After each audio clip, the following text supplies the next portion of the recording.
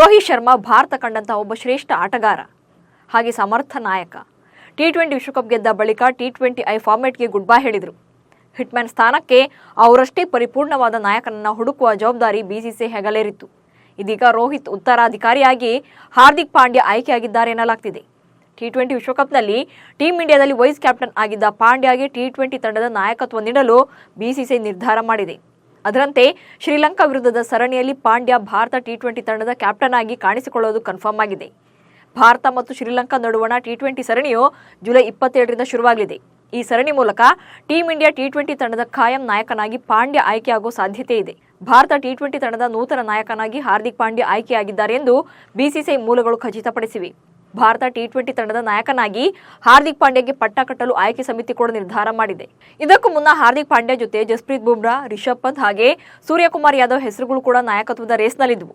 ಇದೀಗ ಹಾರ್ದಿಕ್ ಪಾಂಡ್ಯರನ್ನೇ ಮುಂದುವರಿಸಲು ಆಯ್ಕೆ ಸಮಿತಿ ನಿರ್ಧಾರ ಮಾಡಿದ್ದು, ಅದರಂತೆ ಮುಂಬರುವ ಟಿ20 ಸರಣಿಯಲ್ಲಿ ಭಾರತ ಟಿ20 ತಂಡವನ್ನು ಪಾಂಡ್ಯ ಮುನ್ನಡೆಸಲಿದ್ದಾರೆ. ಜುಲೈ 27ರಿಂದ ಶುರುವಾಗಲಿರುವ ಟಿ20 ಸರಣಿಯೊಂದಿಗೆ ಹಾರ್ದಿಕ್ ಪಾಂಡ್ಯ ಪೂರ್ಣ ಪ್ರಮಾಣದ ನಾಯಕನಾಗಿ ಪದಾರ್ಪಣೆ ಮಾಡಲಿದ್ದಾರೆ.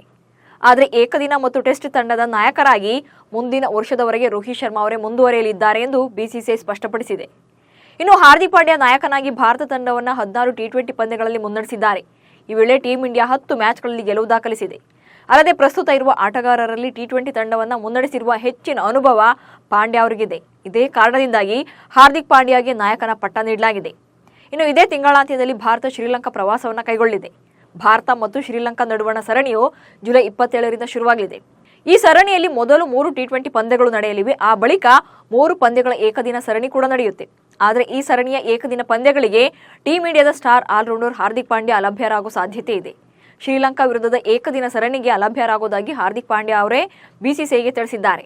ವೈಯಕ್ತಿಕ ಕಾರಣಗಳಿಂದಾಗಿ ನಾನು ಏಕದಿನ ಸರಣಿಯಲ್ಲಿ ಭಾಗವಹಿಸಲು ಸಾಧ್ಯವಾಗುವುದಿಲ್ಲ. ಹೀಗಾಗಿ ನನ್ನನ್ನ ಏಕದಿನ ತಂಡದ ಆಯ್ಕೆಗೆ ಪರಿಗಣಿಸಬೇಡಿ ಅಂತ ಪಾಂಡ್ಯ ತಿಳಿಸಿದ್ದಾರೆ ಎನ್ನಲಾಗಿದೆ. ಹೀಗಾಗಿ ಶ್ರೀಲಂಕಾ ವಿರುದ್ಧದ ಏಕದಿನ ಸರಣಿಯಲ್ಲಿ ಹಾರ್ದಿಕ್ ಪಾಂಡ್ಯ ಕಾಣಿಸಿಕೊಳ್ಳುವುದಿಲ್ಲ.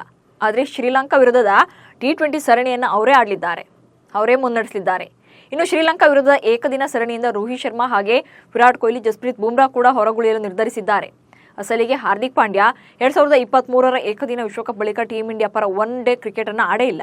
ಬಾಂಗ್ಲಾದೇಶ ವಿರುದ್ಧದ ಪಂದ್ಯದ ವೇಳೆ ಗಾಯಗೊಂಡಿದ್ದ ಪಾಂಡ್ಯ ಅರ್ಧದಲ್ಲೇ ಟೂರ್ನಿಯನ್ನು ತೊರೆದಿದ್ರು. ಅಲ್ಲದೆ ಈ ಬಾರಿಯ ಐಪಿಎಲ್ ಮೂಲಕ ಸಂಪೂರ್ಣ ಫಿಟ್ನೆಸ್ ಒಂದಿಗೆ ಮರಳಿದ್ರು. ಅದರಂತೆ ಈ ಬಾರಿಯ ಟಿ20 ವಿಶ್ವಕಪ್ನಲ್ಲಿ ಉಪನಾಯಕನಾಗಿ ಕಾಣಿಸಿಕೊಂಡಿದ್ದ ಹಾರ್ದಿಕ್ ಪಾಂಡ್ಯ ಭರ್ಜರಿ ಪ್ರದರ್ಶನದ ಮೂಲಕ ಗ್ರೇಟ್ ಕಂಬ್ಯಾಕ್ ಮಾಡಿದ್ರು. ಆದರೆ ಐಪಿಎಲ್ ಮತ್ತು ಟಿ20 ವಿಶ್ವಕಪ್ ನಡುವೆ ಹಾರ್ದಿಕ್ ಪಾಂಡ್ಯ ಅವರ ವೈಯಕ್ತಿಕ ಜೀವನ ಕೂಡ ಚರ್ಚೆಗೆ ಕಾರಣವಾಗಿತ್ತು. ಪಾಂಡ್ಯ ಹಾಗೂ ಪತ್ನಿ ನತಾಶಾ ನಡುವೆ ಎಲ್ಲವೂ ಸರಿಯಿಲ್ಲ ಎಂಬ ವಿಚಾರ ಬಹಿರಂಗವಾಗಿತ್ತು. ಅಲ್ಲದೆ ಇಬ್ಬರು ಕೂಡ ಡಿವೋರ್ಸ್ ಪಡೆಯಲಿದ್ದಾರೆ ಎಂಬ ಸುದ್ದಿಗಳು ಕೂಡ ವೈರಲ್ ಆಗಿದ್ವು. ಇದೀಗ ಶ್ರೀಲಂಕಾ ವಿರುದ್ಧದ ಏಕದಿನ ಸರಣಿಯಲ್ಲಿ ವೈಯಕ್ತಿಕ ಕಾರಣಗಳಿಂದಾಗಿ ಪಾಲ್ಗೊಳ್ಳಲು ಸಾಧ್ಯವಾಗುವುದಿಲ್ಲ ಎಂದು ತಿಳಿಸಿರುವ ಹಾರ್ದಿಕ್ ಪಾಂಡ್ಯ ನಡೆ ಭಾರಿ ಕುತೂಹಲಕ್ಕೆ ಕಾರಣವಾಗಿದೆ.